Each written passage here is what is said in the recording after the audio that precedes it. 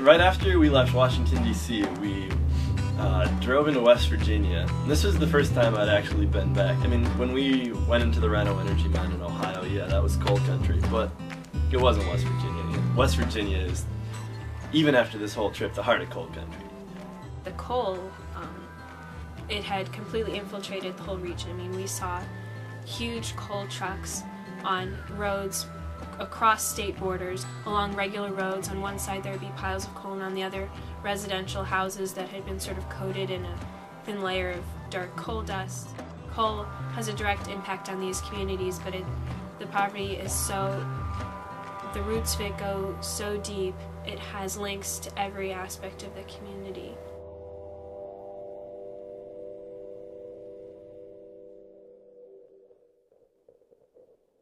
Larry Gibson owns some land on the top of this mountain where he has cabins for himself and some relatives, and we walked up into this little patch of land, and it's an island. We didn't at first realize this, but you're on this little island on the top of a ridge that's one of the last regions in the area, the vicinity, that still remains is untouched mountain. And we walked up this little winding road, this little icy winding road, to the top of this ridge, and looking out, when you go to the edge of the ridge, you can look out over, and you can see, it was the first MTR site I'd seen, and you could see the sheer face where they were continuously blasting into this ridge, and then you could see where they had mined out, and then there was reclaimed mine land.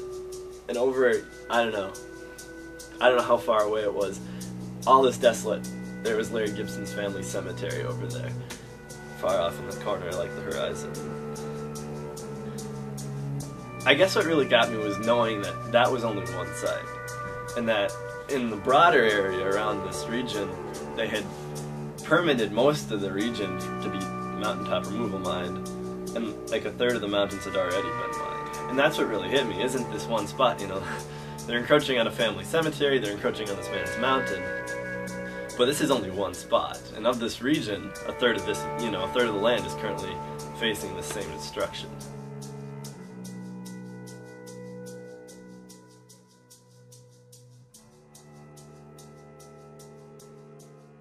We had underground mining here for a century. Yeah.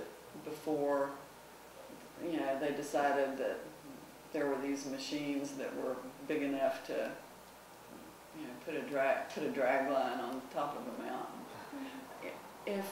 If we want to use the resource, there are other ways to get to it. You know, we don't have to do this to use the coal. There used to be 150,000 jobs. There are, you know, maybe 15 now. So you know, and they're mining just as much coal. They just laid off, you know, a bunch of people who would go back to work in deep mining if they could. Here in West Virginia, we have some of the cleanest, most pristine water on the eastern seaboard. And we've buried 1,200 miles of it to do this kind of mining. That's just nuts. Basically, half the shit that's on the periodic table of elements. And some people, it's like overnight, they could tell their water changed. And this is local. Yeah, you can see like the metals tend to settle out. You'll see flakes, you know, and I think people say the flakes are aluminum deposits and calcium. That's a fun one. We have to think about the future. There's more to our existence here than getting the next buck in the next hour. We've got to think farther ahead than that. My name's Ed Wiley. I live in the Coal River Valley. Got into environmental movement about 4 years ago. My granddaughter, she attended Marsh Fork Elementary, which you can see here in this picture down below is her little school that she attended. It's K through 5. I didn't know that there was over 240 violations, significant, substantial, that if certain occurrences happened, that this dam could fail. And the number they got, which I think is a low count, is 977 lives would be perished if this thing here would break. The first ones would get it would be this little school. This dam sits 350 yards upstream from the school. It's 375 foot tall. It's holding back 2.8 billion gallons of toxic waste.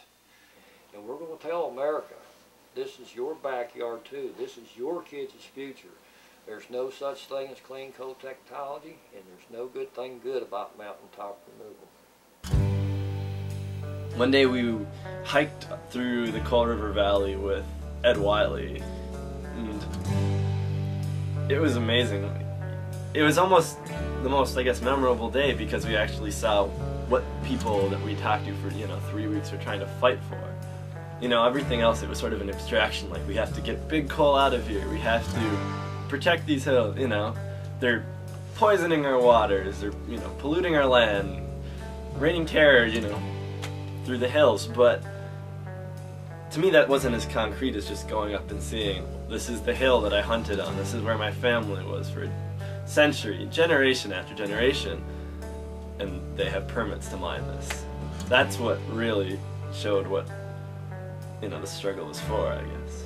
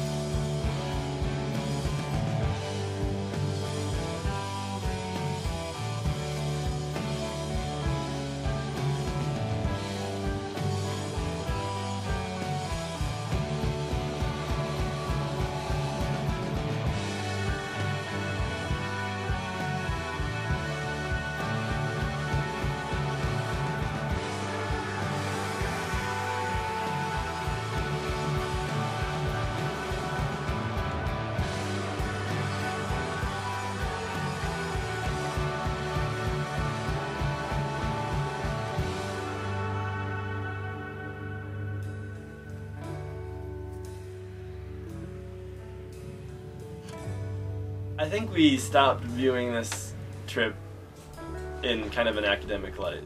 It's a lot more than just, what these coal studies tell you and these statistics that they give you. It's a lot more about the people that are behind the mountains.